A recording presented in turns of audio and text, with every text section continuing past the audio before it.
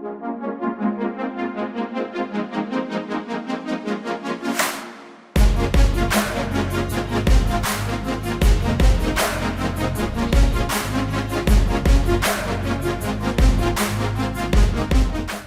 días. Hoy estoy con Brais Méndez, que fue jugador del Celta y ahora es centrocampista en la Real Sociedad, y con Pedro Feijó. Pedro Feijó nació en Vigo, es forofo del fútbol, te aviso, Brais, ¿vale? Hizo sus pinitos en la música y es escritor. Su última novela es un thriller político que se titula Alguien contará a verdade, que se mereció el premio Xerais de novela el año pasado. Y diréis, ¿por qué están aquí juntos y qué tienen en común Pedro y Brais? Bueno, pues que los dos son personajes públicos y que los dos, desde distintas esferas públicas, en un momento de su vida lo pasaron mal y necesitaron ayuda. Y llegado el momento, hicieron algo mucho más importante, aparte de pedir ayuda, y es que decidieron contarlo, rompiendo el estigma de la salud mental. Nos han lanzado un mensaje muy importante a toda la sociedad, y es que es tan importante cuidar nuestra cabeza como cuidar nuestro cuerpo, y que si necesitamos pedir ayuda, hay que hacerlo. Es un mensaje muy importante en la sociedad, normalizar esta situación. Vamos a romper el hielo con Pedro, si te parece, y mi primera pregunta es que, bueno, yo creo que fue durante la pandemia, tú te atreviste a contar que estabas mal, creo que incluso manejaste la expresión, la palabra depresión, y también contaste que a veces lo llevaste mal con las críticas que recibías en las redes sociales de la gente. ¿Cómo se fue haciendo esa bola para llegar a esa situación y cómo te diste cuenta, necesito ayuda? A ver, yo creo que, como decís antes, nada empieza de repente así, de la nada, y te encuentras con una montaña de odio de golpe. Esto empieza también poquito a poquito, y cuando te paras a medirlo, de repente tienes una respuesta que es desproporcionadísima. No sé, hay gente que parece que no hay un filtro, que al otro lado no hay nadie y que esto que no te va a hacer daño, que al otro lado no hay una persona que lo está leyendo, que está sufriendo. Y claro, de repente un día te levantas, ves todo eso en contra y dices, madre de Dios, pero ¿qué he hecho yo? En mi caso, además recuerdo el día perfectamente, ya llevaba tiempo intentando que no se notara, porque tienes un perfil público, porque la gente espera de ti otra cosa. Y yo recuerdo que estaba paseando por Cabo Home, estaba asomado al precipicio que hay detrás del faro, que es, a ver, no nos pongamos tampoco intensos, es que ahí era donde acababa la novela. Y estaba viéndolo, pero es un lugar impresionante, llama muchísimo la atención. Y recuerdo que ese día es que no podía más, no aguanté más. Y publiqué una foto del precipicio, que para mí representaba muchas más cosas. Y contaba que no sabía cómo gestionar esto. No decía qué era abiertamente en ese momento. Y recuerdo que apareció alguien que con toda la facilidad del mundo y con toda la alegría me insultó diciéndome que lo que tenía que hacer era, en ese caso en concreto, era escribir más en gallego. Y claro, yo en ese momento ya no pude más.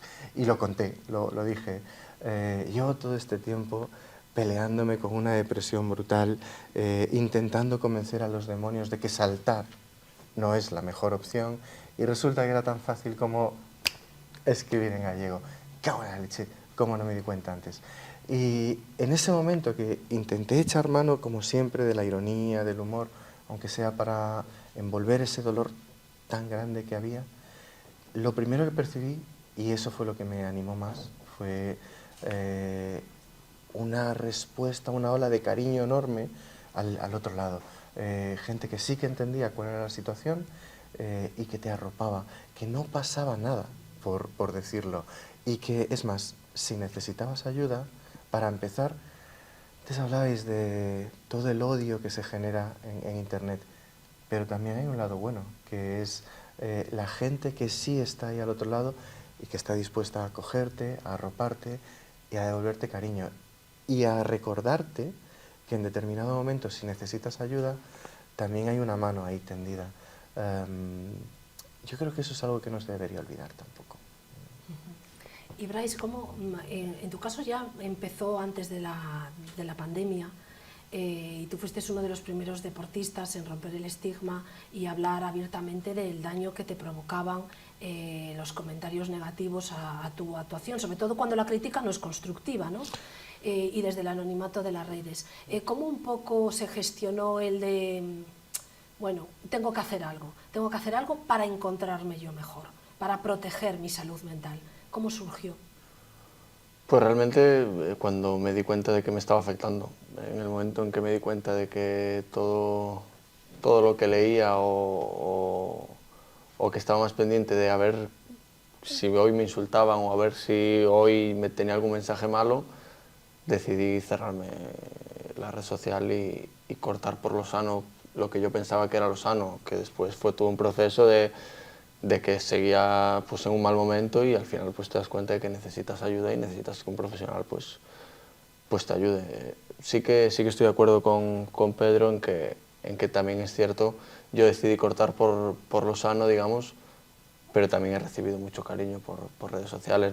Obviamente hay un lado malo, pero también hay un lado bueno y creo que también es justo decirlo, ¿no? Que al final hay mucha gente que te da mucho cariño, te demuestra su apoyo y es bonito cuando recibes los mensajes bonitos. Sí que también tienes el lado negativo que creo que se puede intentar cambiar y mejorar. Entonces creo que estamos en esa línea y que personas como Pedro o yo en este caso pues alcemos la voz y lo hablemos, pues va a ser mejor para que cada vez más gente se sume, porque estoy seguro que mucha más gente lo ha pasado y lo ha sufrido y nos demos cuenta como sociedad de que hay que cambiar.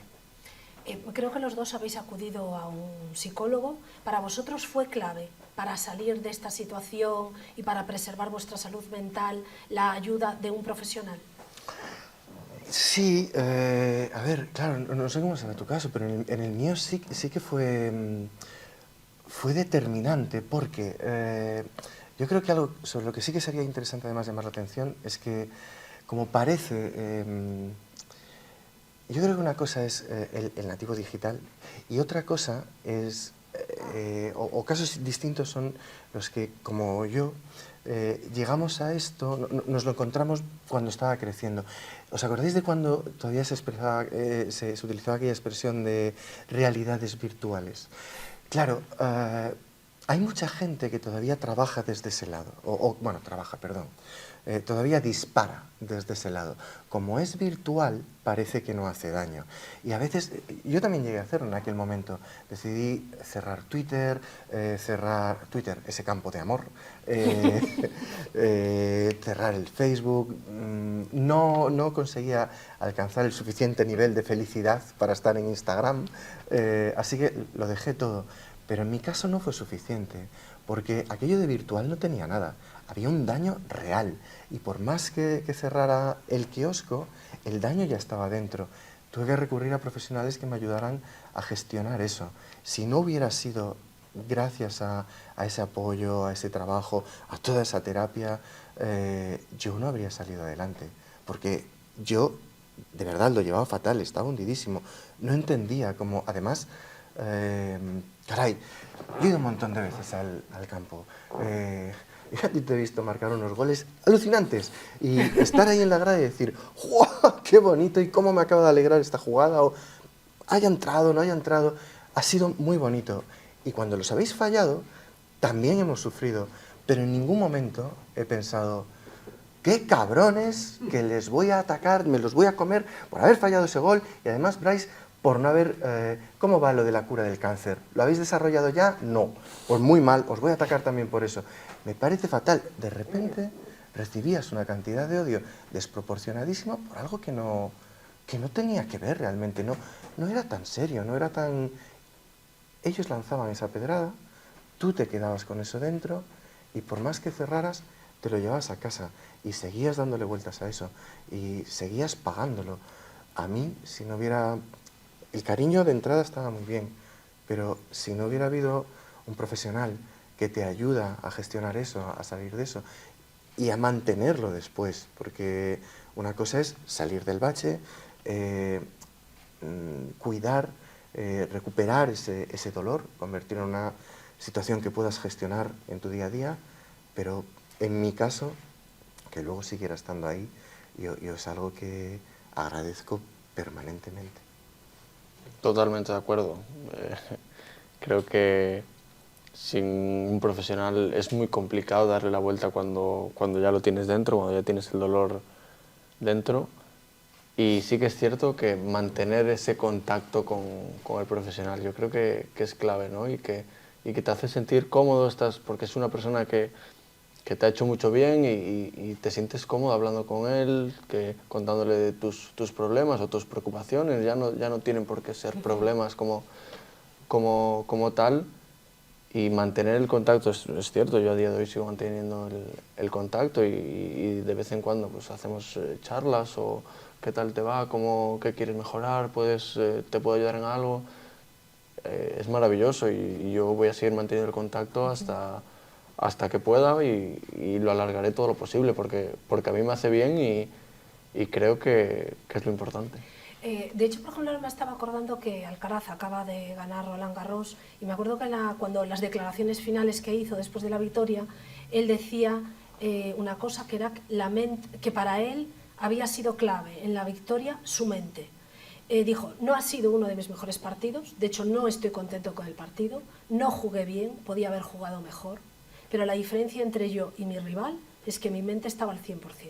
Es decir, imaginaos si es importante, ¿no?, la salud mental. Quizás es que no tenemos que acudir a un psicólogo cuando estás malo, sino, y bueno, de hecho los deportistas de élite sí tenéis en los equipos, ¿no?, psicólogos que os ayudan a gestionar las emociones, gestionar el estrés, porque claro, esto no es lo mismo salir a jugar una pachanga de fútbol con 20 papás mirando, ¿no?, que salir a un estadio. ¿Cuál es el estadio más grande en el que tú has jugado?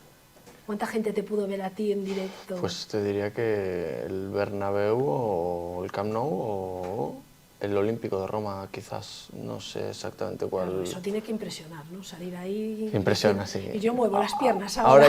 Ahora ya te acostumbras, llega un momento que te acostumbras, pero sí que es difícil de gestionar y sobre todo yo creo que los psicólogos en los equipos lo que más trabajan es con los chavales más jóvenes, que llegan al primer equipo y se encuentran pues con esa exposición mediática, con el que tengo 20 años y todo el mundo me conoce y gestionar esa fama también es complicado y difícil de digerir, ¿no? Y también pues una persona que te diga, oye, mira, tranquilo, enfoca esto por aquí o intenta hacer las cosas de esta manera o verlas de esta manera, creo que es muy importante y ayuda mucho, ¿no? Porque se han visto casos de todos los tipos. Y el tema de Carlos Alcaraz, ya no solo es Carlos, que lo ha hablado muchas veces, el tema mental, tenemos el ejemplo de Rafa, sí, tenemos el ejemplo de millones de deportistas que cada vez se habla más. Y hace poco escuchaba a Leo Messi hablar de esto, que para nosotros del mundo del fútbol pues, es el mejor de todos los tiempos. ¿Y qué decía Messi? Pues que hubo un momento que estuvo trabajando con psicólogos y que le ayudaron mucho. Si el mejor del mundo necesita o piensa que le puede venir bien el trabajar con un psicólogo, el resto que estamos haciendo. Claro, no, los demás necesitamos 2 o 3. Totalmente, entonces creo que cada vez se están sumando más personas a hablar de la salud mental y no solo del deporte, creo que también de muchos más ámbitos que es muy importante. Bryce, y tú además fuiste uno de los primeros, es decir, Messi llega ahora, pero no te vamos a quitar a ti el mérito. Tú fuiste uno de los primeros. ¿Por qué lo hiciste? ¿Por qué sentiste la necesidad de hacerlo público? Pues realmente lo hice con naturalidad, me salió solo, me preguntaron en una entrevista si lo había pasado mal o demás, y me salió abrirme y contarlo. Y creo que me hizo bien a mí y desde ese día pues fui dando pasos y me di cuenta de que si con mi discurso puedo ayudar simplemente a una persona que se ve reflejada en mí, para mí ya ha merecido la pena todo esto. Entonces seguiré haciéndolo hasta que pues, se acabe todo y ya nadie se acuerde de mí. Bueno, eso será difícil. Pedro, ¿y tú por qué decides? En tu caso, ¿también de manera natural decides contárselo a la gente o hubo una reflexión previa de es importante que haga esto? No, en mi caso fue tan natural que cuando me di cuenta ya lo estaba diciendo. Es que, a ver, esto igual va a sonar así como demasiado... Igual va a parecer muy de culebrón, pero es que yo me quería morir. Me quería morir en ese momento. No podía más. No aguantaba. No es lo mismo, por supuesto. ¿Cuántos lectores caben en el Bernabéu, Brais? Bueno, sé pero si eso yo es como a podría cada ir, uno como gestione su... Claro, Claro, tu mundo es tu mundo. estaba calculando, estaba diciendo, yo me muero directamente. Nosotros ahí igual también jugamos con un poco de ventaja, porque como nosotros tenemos editores y ya saben que nosotros no somos mucho de fiar, ya nos ven así como de reojo permanentemente. Pero en mi caso, en serio, yo lo estaba pasando fatal. Las cosas iban bien de cara a la galería. Bueno, de cara a la galería igual no es la mejor expresión, porque es muy real la comunicación que tienes con el lector. En mi caso, desde luego, tal como yo entiendo el trabajo, lo que yo hago no tiene ningún sentido si al otro lado no estás tú leyendo, dialogando, charlando conmigo. Así que esa parte del trabajo iba muy bien, pero claro, tú también tienes tu presión, tienes muchas veces, bueno, tú lo sabrás también, puedes marcar unos goles maravillosos, de repente fallas dos y ya tienes media grada encima. En nuestro caso, muchas veces tú eres tan bueno como buena haya sido tu última novela. Y da igual el currículum de publicaciones, de ventas, de premios que tengas, no importa. Esa presión muchas veces es muy difícil de llevar. Y luego además que tú tienes otra vida fuera de eso, además de todo esto. Y en nuestro caso en particular, claro, yo agradezco mucho esto que decías al principio de que tenemos que cuidarnos el cuerpo, la mente. Bueno, yo hay una de las dos partes que igual tengo un poco más despistada y quedo fatal al lado de Bryce, pero claro, nosotros trabajamos permanentemente con nuestra cabeza y no siempre estamos en las mejores condiciones. Yo llego a un punto en el que, y lo digo de corazón, aquel día yo creo que un gramito más de tristeza en el corazón y salto. No podía más. Y cuando me di cuenta, bueno, supongo que cuando tienes además esa comunicación constante con el lector, en mi caso intento además que sea siempre muy natural y muy fluida, porque si yo estoy aquí es por obra y gracia de los lectores que han decidido que estés aquí. Así que cuando me di cuenta, pues lo estaba verbalizando, porque es que os lo juro, no podía más, no aguantaba más. Estaba o dejaba de escribir o dejaba de respirar, pero es que no, en ese momento no podía más. Y cuando me di cuenta lo estaba diciendo, es que estoy mal, es que me quiero morir, no aguantaba, como, ¿por qué me voy a levantar mañana? Hay un momento en el que te das cuenta de que estás en tu cama pensando, bueno, si mañana no me despierto, pues ese peso que me quito de encima. Y lo normalizas. Hombre, igual las cosas no están yendo todo lo bien que deberían. Y por suerte, en ese momento, pues supongo que se me escapó. Y se me escapó, perdonad que asalte la conversación así, pero ¿sabéis cómo se me escapó? ¿Por qué? Respondiendo, contestando a un troll que en ese momento se pasó 40 pueblos de la raya. ¿Quién eres tú, tío, para decirme desde la comodidad de tu poltrona que a lo mejor estás en tu casa muerto del asco y eres un miserable tío, que estás más amargado que todos nosotros, pero desde ese anonimato tú te permites decirme a mí, decirle a este señor, decirle a cualquiera, no sé si os suena, pero hay una canción de Los Punsetes que se titula Tu opinión de mierda. Nadie te la ha pedido, pero tú vienes aquí a darnos tu opinión de mierda. ¿Quién eres tú para decirme a mí que a lo mejor en este momento lo que quiero es morirme, lo que tengo que hacer o no? Pero tío, y en ese momento dije, no, por aquí no paso, no tienes ningún derecho a decirme qué es lo que tengo que hacer o no. Y en ese momento sí que, supongo que fue como dar un golpe en la mesa y decir, pues ¿sabes qué? Esta respuesta te la vas a comer. Y gracias a eso se generó todo ese otro movimiento. A mí me vino muy bien. Yo no sé hasta dónde habría llegado, no lo sé. Pero en cierto modo creo que le debo una parte de mi vida a esa respuesta. y a esa ola que se generó. Pero si recibes una crítica, tú lo decías antes y yo no puedo estar más de acuerdo, si es una crítica constructiva y está hecha incluso desde una cierta voluntad de diálogo, de entendimiento, yo las agradezco siempre, porque además creo que es de donde aprendes, no de los que nos dicen lo guapos que somos, lo bien que marcas o lo chulo que me quedó este párrafo. No, aprendes del que te dice, oye, desde el aprecio, yo creo que esto aquí no has estado fino.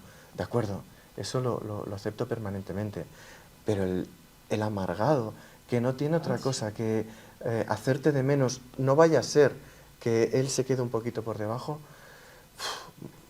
Si estás bien, si estás fuerte, la mayoría de las veces no merece ni hacerle caso, porque precisamente lo que están buscando es un poco de casito para que tengan también su pequeño momento de gloria. Pero chico, a veces no está de más recordar que al otro lado hay una persona que está sufriendo y que a lo mejor con ese comentario tú puedes hacer muchísimo más daño del que en tu puñetera vida te has parado a medir, a calibrar. Y a veces decirle, hey, quietecito, no está de más, porque a veces también ese movimiento tuyo, señalarlo, también genera una atención por parte de... yo tengo mis seguidores, tú tendrás 1000 veces, millones de veces más que yo, y entre toda esa gente también hay gente que se da cuenta de que, ostras, pues es verdad, igual no me había dado cuenta, pero a lo que está expuesto este señor es a una violencia emocional, una violencia psicológica que no es de recibo, y también va a haber ahí una respuesta favorable por parte de la gente. Los dos tuvisteis en la recta final dos reacciones distintas. Yo creo que, si no me equivoco, Bryce, solo tienes Instagram, te cerraste de Twitter y tú no ves las redes sociales. Pero tú, en cambio, sigues siendo muy activo, ¿no? A ver, ¿O no tanto? Igual ya no tanto como antes. También, pero sigues teniendo cuentas. Sí, pero en mi caso es también por eso. ¿Qué aprendiste? A relativizar, a relativizarlo todo. Cuando... Yo no cierro porque, claro, yo le debo mucho a ese diálogo. Y en mi caso siempre me he sentido muy afortunado, porque es verdad que en general, si pongo la balanza al final del día, el porcentaje es muy favorable. Pero una vez que haces de vuelta ese camino que tú describías antes y vuelves con fuerza y vuelves aprendiendo que, vale, las cosas vamos a tomarlas en su justa medida, aprendes a relativizar, a veces hasta te da la risa.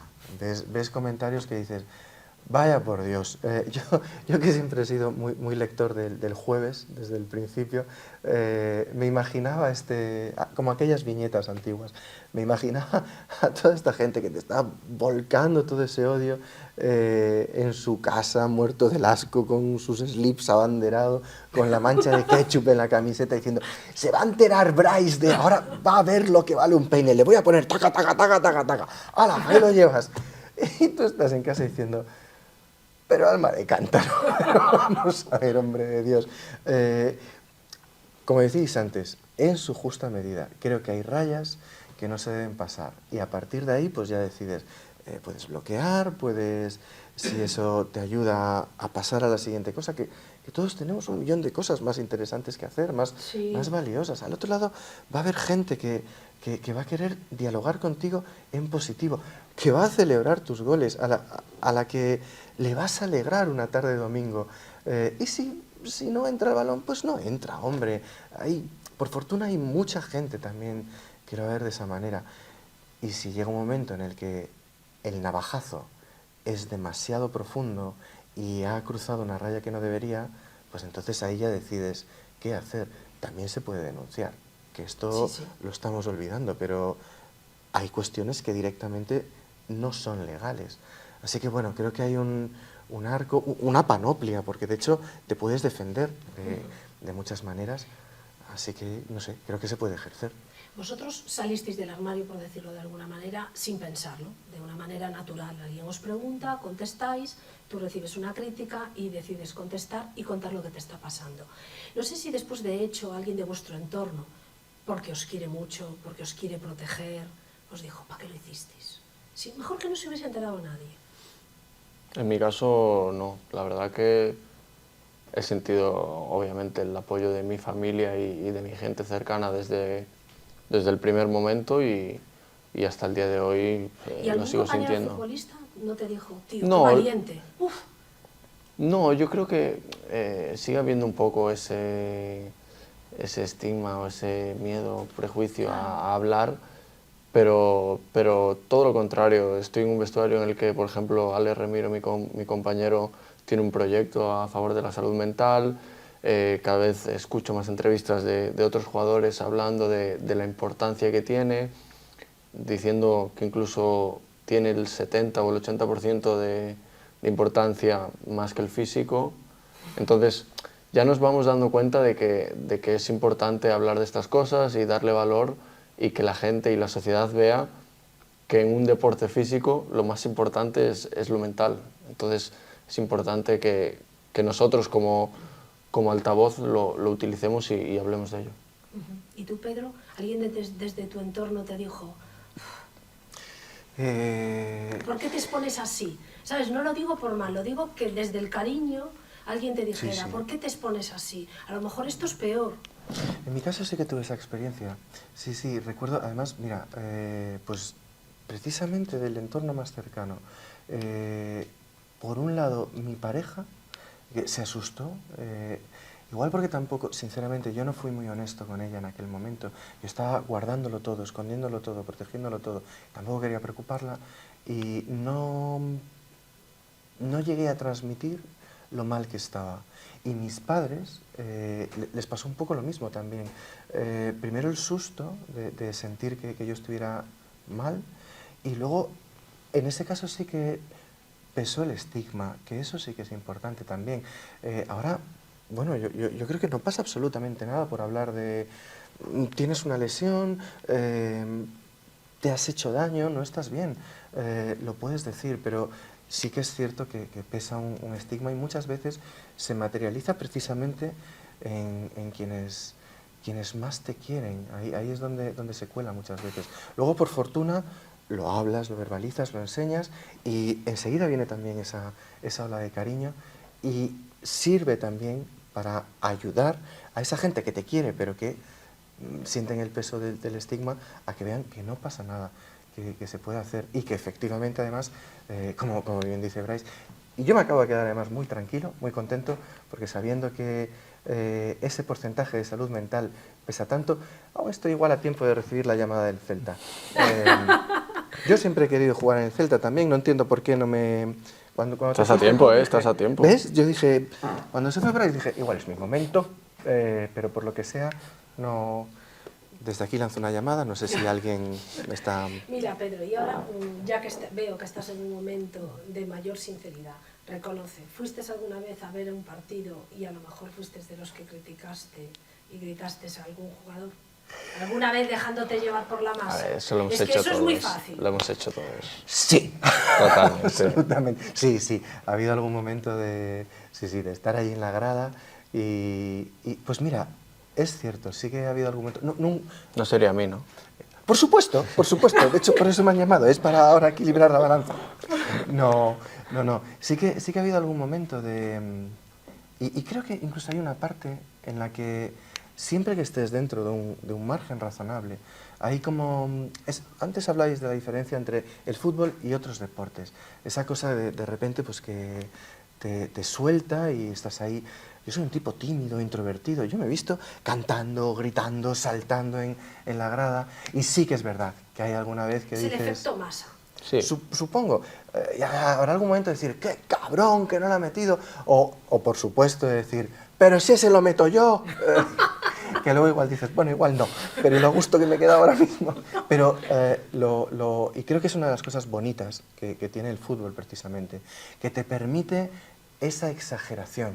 Incluso ese histrionismo, ese escándalo, el gritar, pero siempre que tengas claro que es algo que no pasa de eso, es casi como una broma. Insisto, lo digo de esa manera, de cuando dices, pero Bryce, tío, pero ¿cómo lo has fallado? Que bajo yo, lo tiro y lo meto. Tú sabes que no es verdad. Lo importante es eso, que tú sabes que no es verdad y que solamente es como una broma, pero no pasa de eso.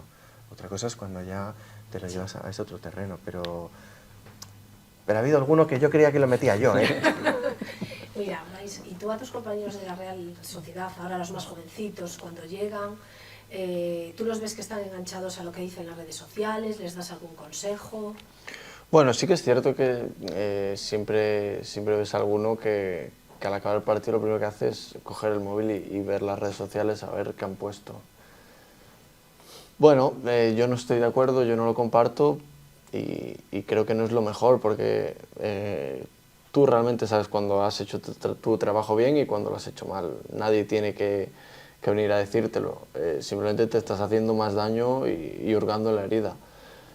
Pero bueno, creo que en los clubs, yo creo que hoy en día, yo creo que en todos se está haciendo un gran trabajo de los psicólogos deportivos. Creo que todos los clubs tienen un psicólogo deportivo, sobre todo para los más jóvenes con menos experiencia lo necesitan más. Al final es lo que yo te digo, si a mí hace 6 años o 5 años estaba mal, ahora no me hubiera pasado de la misma manera. Entonces creo que en el mundo del fútbol que se arrope a los jóvenes, que tengan esa figura de un psicólogo deportivo, que tengan las herramientas y cómo enfocar las cosas, las críticas, lo positivo, lo negativo, porque lo positivo también hay que saber enfocarlo, es muy importante, entonces hay que arroparlos y darles las herramientas. Pedro, ¿y tú con tus amigos escritores, alguna vez habláis también, o artistas, habláis del efecto de redes, de que si a ellos también les pasa y cómo lo gestionan? Sí que se comenta, porque, claro, es que es lo que comentabais antes también, ahora de repente parece que todos estamos expuestos a eso y a todos nos acaba llegando y es un entorno complicado también, ¿eh? Muchas veces, también tengo que decirlo, curiosamente, muchos de los ataques más furibundos los recibes precisamente por parte de gente que forma... Parte del gremio. Sí. Eso es algo que también habría que echarle un vistazo.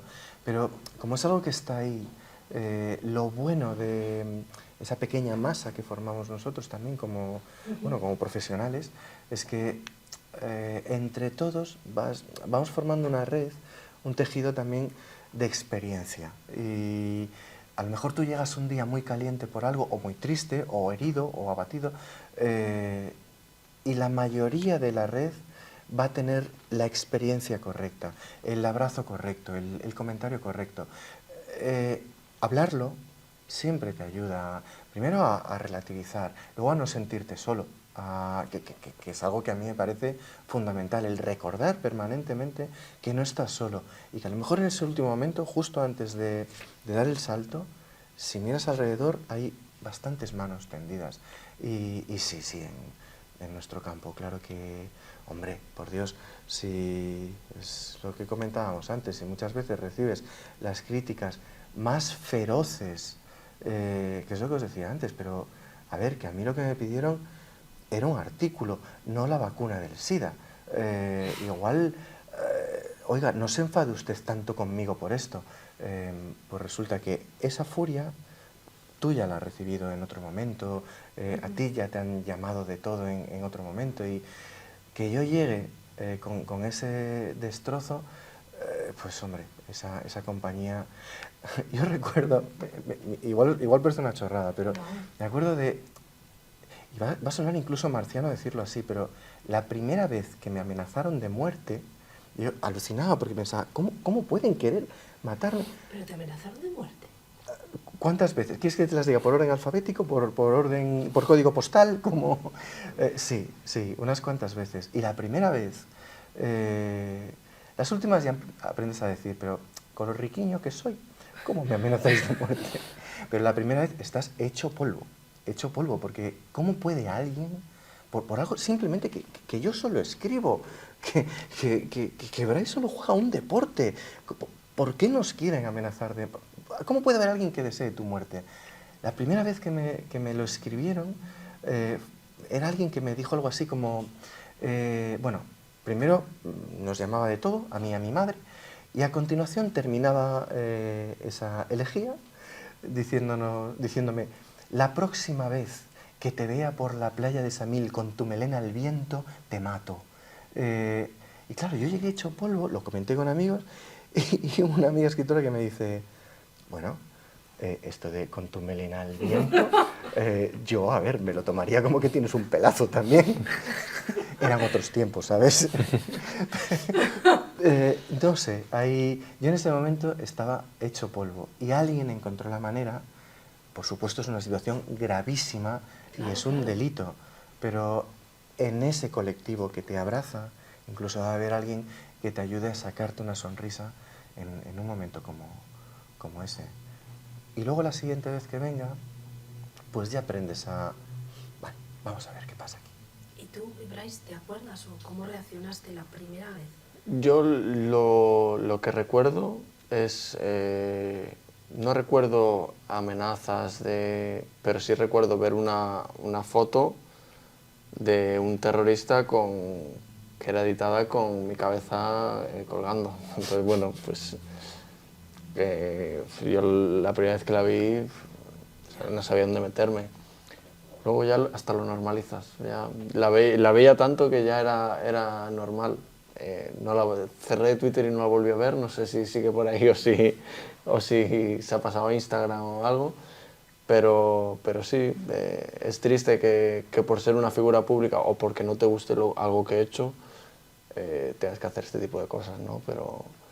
Pero bueno, lo bueno es que ahora estamos aquí hablándolo y de esta manera distendida, que gracias a Dios pues, hemos pasado el bache y estamos en un buen momento y eso es lo más importante.